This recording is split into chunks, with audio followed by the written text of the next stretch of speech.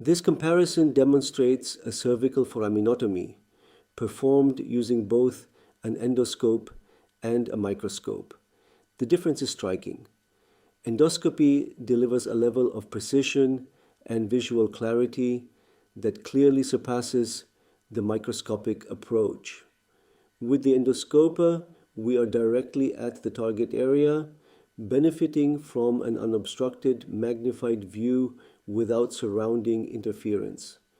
Drilling is performed with the same level of safety, while critical anatomical structures such as the dural sac and nerve root are visualized with exceptional clarity. This allows for a more precise and controlled removal of the disc herniation. The conclusion is clear. Microscopic disc surgery belongs to the past. Endoscopic techniques represent the future and the present of spine surgery. Make the transition now. Your patients will benefit from greater precision, less tissue trauma, and better outcomes, and they will thank you for it.